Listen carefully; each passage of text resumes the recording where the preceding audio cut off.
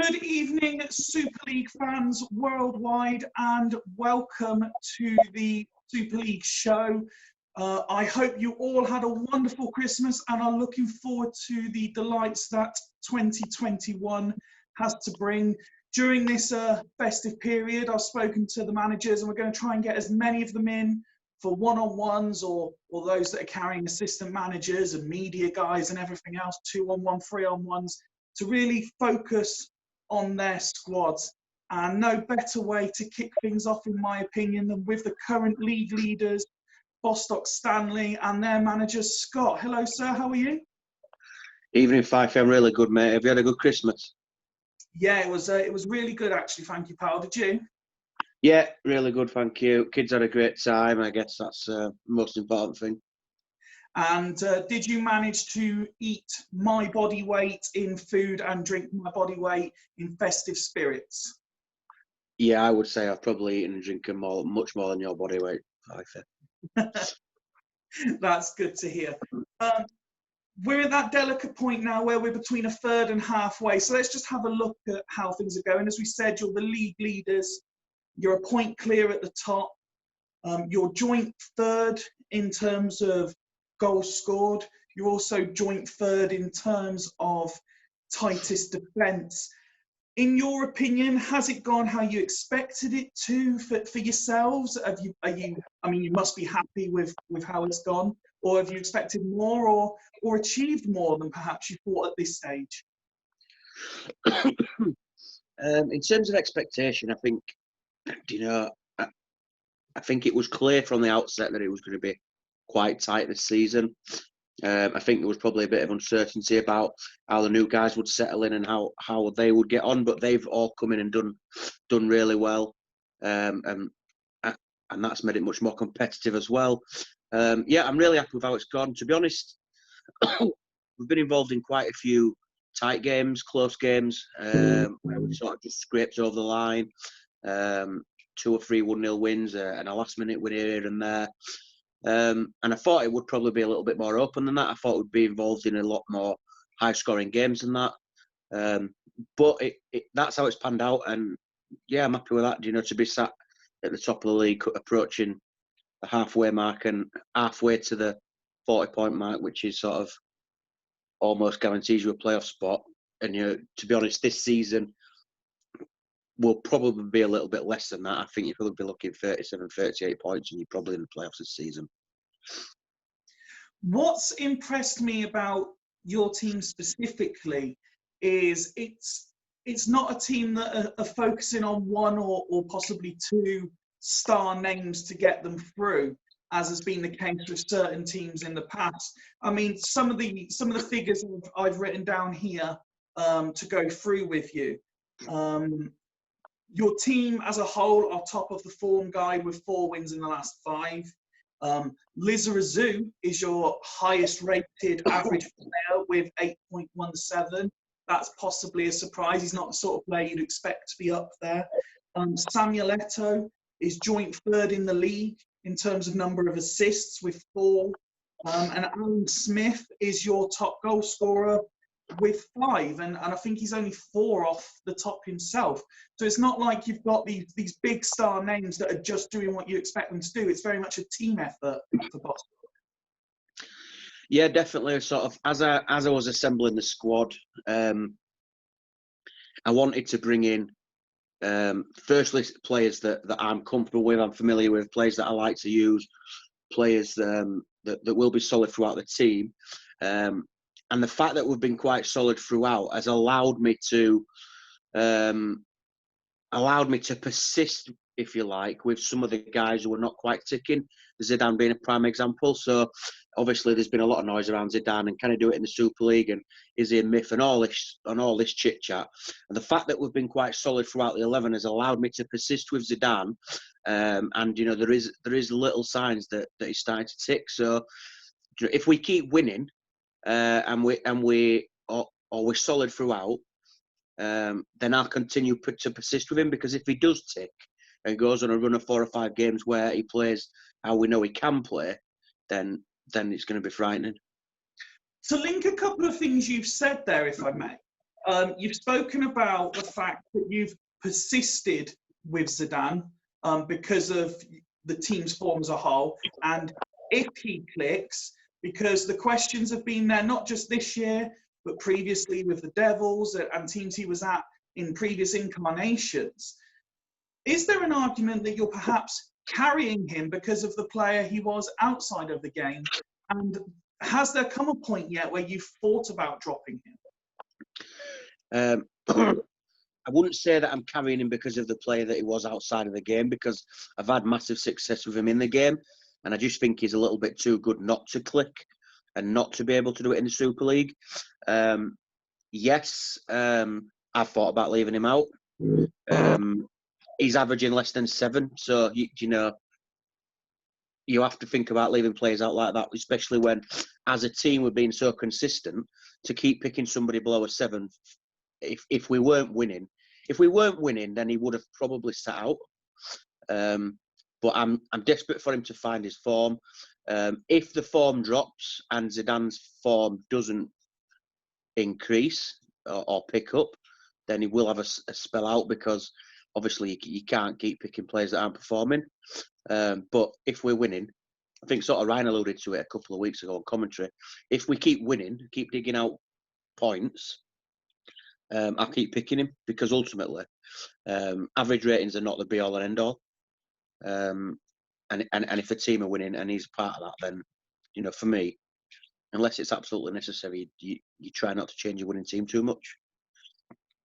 Last time out, you did suffer defeat, 3-0 to Churchtown. What have you taken and maybe adapted from that game? What were your thoughts after that game? Do you consider that that's just going to be a blip and that's something that will happen in such a tightly contested Super League, and you fully expect to turn it around tonight? Last time out against Churchtown was a little bit of an experiment for us. We had a little bit of a cushion at the top of the league. A couple of players who have played well were not available. So a changed system. We went one at the back, away from home, probably a little bit reckless, to be honest. It was a formation that I have looked at using before. And if it had been at home, and we hadn't gone down to 10 men so early on, it might have panned out differently. But yeah, for me, that was just a bit of an experiment, a bit of a blip. Probably not a formation that we'll go back to anytime soon. Tonight, I've got the sort of lineup behind me. I don't know if you can see it, but we're sort of back to the formation that served us well over the last 4 games prior to that. We'd won 4 on the bounce prior to that. Didn't really need to change it, to be honest. I just wanted to try it. Asked the question and I sort of got the answer. So we won't dwell on last time out too much. We've got all the cogs back in the right places this week against Hodges boys, and hopefully back to winning ways tonight. Well, my next question was actually on that. So, as you've alluded to there, you play Leadersford Old Boys tonight in the festive fixture that co-chair Ryan's agreed to put on for us all. They lost themselves last time out. Do you? Let's look at them first. You see their league position. Did you at the start of the season, and do you still now expect more from them? And how tough a test are you expecting? Did I expect more from them? I mean, it's difficult at this stage because it is so tight. You know, if a team was to win a couple of games, they're going to fly up 4, 5, 6 places. So, in terms of expectations, I think that it's a little bit tricky to talk about expectations. I think with the squad that Hodges got and the experience that he's got, he'll be in the mix for the top 6, definitely. I think he tried a formation with one at the back and the one that he's been playing for a while, and had some success with it initially. Personally, think he probably stuck with it a little bit too long, especially away from home. He has changed it up tonight. I've seen the lineup that he's picked, and it's a really strong lineup. And I pretty much really like his team in terms of individuals, 1 to 11, barring his goalkeeper, which sort of mentioned on Twitter. So because of the team that he's picked, the system that he's picked, yes, I'm expecting a tough game. There aren't any easy games at all, let's be honest. So yes, I'm expecting a tough game tonight. Before we move on and look at the wider league, if you like, we mentioned when we were talking about some of the players that are performing really well for you and how it is a team effort. Has there been anyone in your squad that's perhaps surprised you, or anyone that hasn't hit the heights yet that you expected them to? I think, to be honest, I'm a little disappointed with how Vieri started. I think he's got two in maybe 6. I think he started slow at Midlothian last year and sort of come good mid-season. I think, again, he's one of them players who probably is too good not to come good. On the flip side of that, I'm pleased that when we threw Smith in, he did the business and he's in the goals. I think he's got 5 goals in maybe only 4 games. So to have him as an option to be able to throw in is good. He'll definitely feature plenty this season. Apart from that, everybody's sort of performing as expected, really. You talked about Lizarazu being maybe a shock performer, but he was really good at Valen. For me, one of the best left-sided defensive players first couple of seasons. So that's not a surprise. I brought in Casterman, who's done a very solid job on the right-hand side, probably more suited to a more advanced role, but he's done a steady job at right wing-back. So, yeah, overall, I'm happy. In my mind, I'm wanting Zidane to click and start firing or contributing at least with goals and assists. Not really too asked about his rating. That doesn't matter to me. If we're winning games, we're winning games. So, a few more goals and assists from Zidane and Vieri to go on a bit of a run, and I think we'll be in really good shape. Obviously, we've got a couple. I don't know whether it's on your agenda, but we've got a couple of new guys that we've brought in as well, which both make the bench tonight, and both who I think make our squad depth stronger. So they will no doubt feature in probably not the near too distant future if things don't go as to plan. Well, that was actually my next question. A lot of clubs, now that the window opened, have already announced all the deals they've done. Just remind us again of the deals that you have done, and if you have any left, what you're still potentially looking for. Yeah, so I've done one deal with Jens at Hulls, 2 in 2 out. So out go Ian Hart. I think well documented that Jens wanted a left back for his newfound formation and his flat back 4. So Jens was quite eager to get him in. And as part of that deal, Paredes, our sort of 4th, 5th choice defensive midfielder, goes that way. And then incoming, we've got Vicente, who will give us another option going forward. And then we also bring in Joey Johnson, who's somebody we discussed in the pre-season window, couldn't quite get anything done. I think there was quite a lot of interest in Johnson, and Jens quite rightly was holding out for the best deal for himself. I think he had that many options on the table. He didn't know which to go with, and anyway, kept hold of him. I think with the way that he's playing and the way that he's got Ndiaye playing, he's got Ambrosini, he didn't see Johnson getting a great deal of game time, and he was keen to get Hart in. So that's the deal. Johnson obviously did really well at Hulls at Gazelles, Hornets last year. A player that I wouldn't be afraid to throw in. And Vicente, again, is a player who will give us options going forward. Looking at the wider league now, if we may, I think it's fair to say that there was a fair amount of creativity just before Christmas. I've been quite vocal myself. I've been delighted with how a lot of managers, but not just managers, a lot of fans of the Super League have got involved, and there were lots of quality Christmas songs and Christmas stories. Yours was one of my personal favourites. Did you enjoy the build up to Christmas with all that going on? Yeah, it was really good fun. I think sort of Jens started off a little bit of a trend, and I think he read as a little poem and then he sang as a song one night, and then everybody sort of jumped on the back of that. I think Tato Mourinho put out a fantastic little number, singing with his little baby, and then all the other guys sort of just started chipping in, and it was really, really good fun. I think, you know, there was plenty of banter in there. It was all light-hearted fun. I don't think anybody sort of took any offence to it, and yeah, it really got the mood lifted just before Christmas in what's been a pretty shit festive period in terms of how this year's been, to be honest. As we alluded to earlier, Co-Chairman Ryan has agreed to put on a set of fixtures tonight for us. So this is your chance. This is the bit of the talk that everyone's looking forward to. This is where the managers get to say what they really think about all the clubs. And it so happens I can throw into you some fixtures at the same time. So I'll read out the games, what you think of each club, and then how you see the game going. So we've got 12th placed Astor, who lost 3-0 last time out, against 9th placed Churchtown, who won 3-0 last time out. Okay, so start with the home side. Astor, I think Alf's been kicking around in the league for a long time. Obviously dedicates a lot of time to his side, his home side, his preparation, and all that sort of stuff. Has a very sort of specific system or a way he likes to play. Doesn't sort of deviate too much away from that. Maybe the odd tweak here or there. Snuck into the playoffs by beating us last season.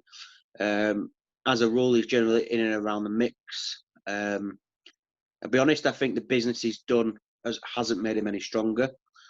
And the start he's made is not probably what he was looking for. He's well documented that he's got an ageing squad, and he's added to that in the window. I think the league is much more competitive and much more well balanced now. That it's going to be a much more difficult task for Alf to make the top 6 this year. And Churchtown, obviously Kieran knows what he's doing. They've been ever so inconsistent this year. I think it's a lot's been made about the transfer window that he did, and that his business wasn't great. And Kieran sort of openly said that he didn't want to sort of go down the route of using the same players, and he's tried and tested, and he wanted to try out some different players, which I respect that. I think that's great fun. Obviously, they beat us last time out, but sometimes, you know, like I said, they're inconsistent. Sometimes these team selections leave me scratching made a little bit, and, you know, without sounding disrespectful, look like it's just been thrown together last minute. But then you can see a side that you just think that looks like it's just been thrown together, and then turn up and beat somebody 3-0. So they're going to have to find some consistency. Madeira's going to have to start firing again for them to mount a challenge. But I think they will climb the table. They'll be in and around the mix come the end of the season. Next game sees 13th placed Dragons, who lost 2-0 last time out, faced 5th placed Haggis, who drew 0-0 in their last game. Do you want to start with the hosts again there? Yeah, so Dragons have got the 3 boys in charge. I think they all bounce well off each other. They all get on really well, and they've got the other stuff going on outside of the Super League. So, you know, as a set of lads, great lads. Their squad is okay. They've got some really good players. I think they need to find a centre forward who's going to score the goals, whether that be Batterstewart to start ticking, or whether they change it up and somebody else can deliver. And again, for me, I know they're sort of playing this sort of winner stays on rule in terms of the team selection. I think the best thing for them would be if they could string a few wins together. They pick a consistent side, a consistent formation. Because if they keep chopping and changing too much, then I think it'll be maybe one step too far to make the playoffs. But if they do find that little bit of consistency, they've got a squad of players and a collective management group who are capable of winning games. I'd never suggest that you were one for sitting on the fence, of course, but just to clarify, that's 3 teams that you've talked about so far, and 3 teams you've said could be in and around the mix for the top 6. they're not all going to make it, pal. So you're going to have to start picking Well, I them think, out one by one. okay, so let's just quickly go back then. I said it would be very tough for Alf. I don't think he makes it. I think Kieran has been too inconsistent, and unless he clicks quickly, he won't make it. And Dragons, if they don't start putting wins together in the next 2 or 3 weeks, they won't make it. So that's 3 teams that miss out. Dragons, as I said, play one of your favourite teams to talk about, the Haggard, currently in 5th. So they're in the top 6. What have you made of them? They've done okay. Ian's been very vocal about the squad that he's put together and how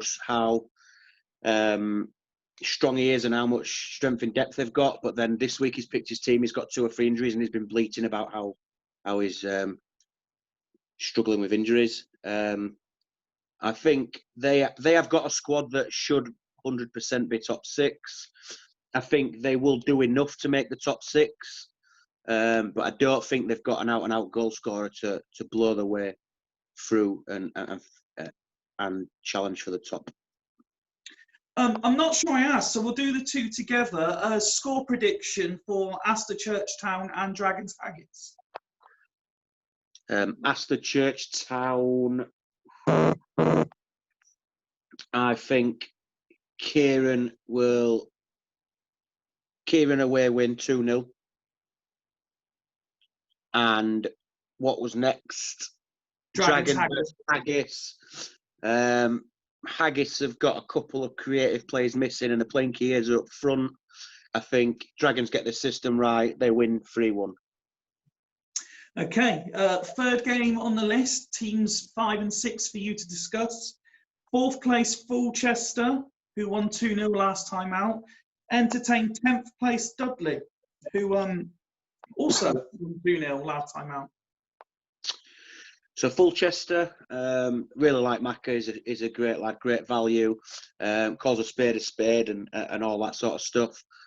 Does have a good squad, will continue to play it down and continue to play it down. He knows deep down he's got a good squad. The rest of the league can see he's got a good squad. His experience with Panathinaikos last season with, again, a not great team, I think will stand him in good stead. I think they will be challenging for the top 2. That's Fulchester. And then Steve and Dudley? Steve have been inconsistent, went through a great run of away victories, really shit at home. And then I think the tables have sort of turned, started picking up wins. He's done a lot of business in terms of, I think he's done 4 in, 4 out in his window. I think he's tinkered too much in terms of his tactics. He's tried too many different things. Even when he's been winning, he's been changing it up. I don't think he knows his best formation. I don't think he knows his best team. He's got a fantastic squad. This is one where I will sit on the fence, because if he can settle on a system and get all the players performing, he has got an outside chance to make top 6. If he continues to tinker, then he will be too inconsistent and miss out maybe 7th or 8th. Okay, and prediction? 3-1 Fulchester. Okay, so we're at the halfway stage, and next is an interesting game, I think. 7th place Vikings, who were 2-0 winners last time out, and they play the winless Northern Burn, currently bottom of the league, and they lost 2-0 last time out. Been really impressed with Jens. He struggled at the start, packed in his narrow formation that he'd built his entire squad around. So, massive credit to him for identifying that it wasn't working, bin it off. He needed to do something different. He's done something different. He's found a formation that he likes, that's working. He's got his attacking goal scorers scoring goals. He's a really solid back line. Been great value, great addition to the league. Great guy to have a chat with. Done a little bit of business, strengthened his back 4. I think a slight tweak in formation tonight. He's moved Nicky Franco a bit further forward to AMC. If that front 3 tick, it could be absolute disaster for Burn tonight. I can see Hulls hitting them for 4 or 5 tonight if they tick. And what about Burn? When will they get this elusive win? Oh, Northern Burn, man, Jesus, it's so infuriating watching. Like you want Ian to do well, but then you just think there must be something. There must be something that he's doing that's not working, because he's picking. Generally, he's picking a team, picking a formation of players that are in, pretty much the best positions, and he's putting out a strong 11 each week, and he's just getting beat each week. I mean, last year he had a bit of an unlucky run, and he was getting goals disallowed and players sent off and all that sort of stuff. This year, there's absolutely no excuses. So I don't know. He's done a bit of business. I think I've seen his lineup for tonight, and part of the reason why I say I think Bulls could win comfortably tonight is because of the lineup that Ian's picked. It's going to be a long slog for him. I think it's going to be really painful. Ian he's one of those guys who won't throw it. And do you know what? He's a great guy, Ian. An awful lot of time for him. He won't give up. But it's one of those, he'll be thinking in his mind, do I continue to pick the same team and search for some consistency? But if I do that, I'm continuing to play players that are letting me down week in, week out. So, I had a bit of a tough start with Chudley last year, so I know what he's thinking. But what he needs is 1 week, something to click, and he might go on a run. I think he's too far behind to make the top 6, unfortunately. And what are you going with your final score prediction for that one? Do you think it will be the 4 or 5 that you said? 4-0. Okay. The penultimate game, and for you to dissect, if we'd gone on the pre-season predictions, this should be 14th versus 13th. But as it happens, it's a game that you're probably going to keep one eye on, as second place Locomotive Boston host third place Devils. Have you been impressed with both sides? Yeah, I have. Credit to Greavesy. He said from the start that he was going to build a squad of players that he likes and players that he trusts, and that he's going to go under the radar and that he's going to shock everybody. And people sat back and went, what's he fucking doing with his squad? What's he doing with his transfers? And you know what? He's not been brilliant, but similar to how we have, he's picked up points. They've only lost 1 game all season. They're hard to beat. He's got some unconventional players in there. But, they're grinding out victories. Last time out, he should have never won that football match, but they did. And Greavesy will just keep laughing to himself. And he'll be absolutely delighted. Secretly, not secretly, very openly, be absolutely delighted. He's backed himself. He's backed the squad that he's assembled. And barring a little bit of shithousery in the transfer window, he's done a great job.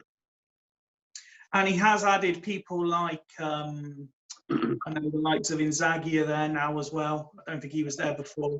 So he's continued to strengthen. What about Devils? Devils, really, really great squad. I really like your squad, 5-8. I think you have you've found a formation that's working well. You've got players that you've got all the right players ticking, and Penzer's firing, which is fantastic. So, I'm really pleased to see that you're doing well. You must be delighted after some of the struggles that you've had in previous years. I don't think your transfer window this time round has been very good, if I'm completely honest. And I don't think you've made your squad any stronger, but I don't think you've made your 11 any weaker. So I think for me, I look at the deals that you did, and I just think it's a bit of a nothing window. It's just sort of squad players for squad players. So, maybe you had an opportunity there to hold on to a deal or two, keep it in the back pocket for maybe later on and see if there was something that came up. But, each to their own. I don't think it's going to make a massive difference in terms of how you play or a massive impact on your results. Just to give people an insight as to when we're recording this, I don't know if you have as well, but in the background I have the live football on, and West Brom have just equalised against Liverpool, and I struggled not to laugh out loud while you were talking. Sam Allardyce doing bits again. A score prediction for Boston v Devils, please. Oh, tough game. Tight game. I don't think I've seen your team. I don't know if you've published it. No. I think Boston are tough to beat. I'm going to go with a 1-1 draw. I've stayed away from the fence as much as I can, but this game's a tight call for me. The final two teams for you to discuss before I let you go and enjoy your evening and prepare for tonight's games. 8th place Sloths, who had that 0-0 draw last time out. They host 6th place Gazelles, who did falter last time out and lost themselves. So 2 teams that haven't won last time going into this one. We'll start with Sloths. First of all, a bit of a get well soon message to Rob, who I think's been struck down with COVID. So I hope Rob's doing well in his recovery. In terms of the team, they've put together a bit of an unconventional team with the help of Mr. Palmer. They've signed some legends in Scally and Collins and some of the guys that Palmer sort of trusts and has used before. And again, they've been inconsistent. They've had some really good performances, and then they've had some really shit performances as well. I think they need to find a striker to start scoring and stop relying on a £5,000 centre forward from Radcliffe. He's going to contribute. He's going to score goals. We know he will.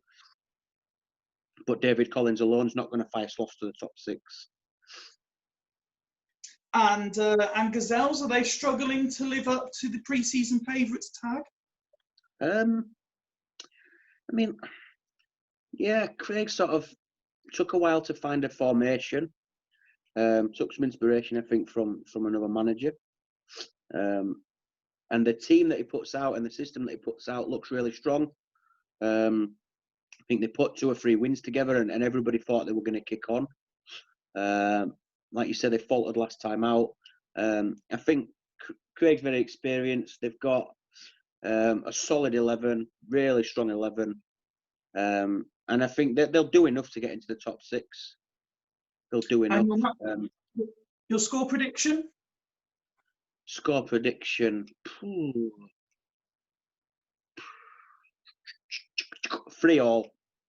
Goal fest. We've got enough time for me to ask you one last question. Based on everything that you've just said and with all of that going around your head, I don't want an explanation. I'm not going to ask you who's going to win it because you're going to back yourself. That's the obvious answer. But as of right now, who finishes 1 to 6? Okay, in no particular order. No, I want a particular order. Oh, you want a particular order? Yeah. Okay. Okay, we're going to finish top. I think Fulchester will finish second. I think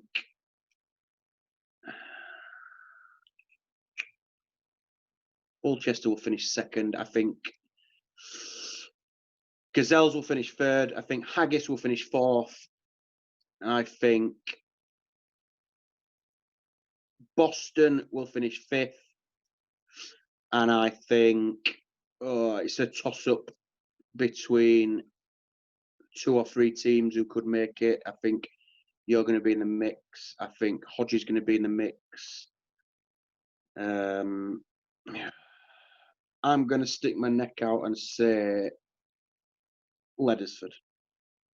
Okay. Well, I'm obviously very disappointed to hear that, but I respect the honesty. For me, Fifey, I just think I think you've just got an urge to tinker with things when you don't need to. I think you like to do your own thing, which is brilliant. I think, last time out you made a little bit of a tweak, and I saw your formation and I was like, what the fuck's going on? And in your mind, it wasn't a massive tweak, but never had great success with sort of wide attacking wingers, and it works. So credit to you. I think, I just think Hodgie. I really like Hodgie's squad. And now he's gone away from the formation that's been extremely inconsistent. I think he might go on a bit of a run. Well, listen, thank you for taking time out your evening to join me, time out your Christmas break to be the first to do these manager one-on-ones. Good luck tonight, and I look forward to sharing this with the fans and to speaking to you again soon. But no, thank you very much, pal. No worries, Fifey. See you later, pal. Cheers. Goodbye.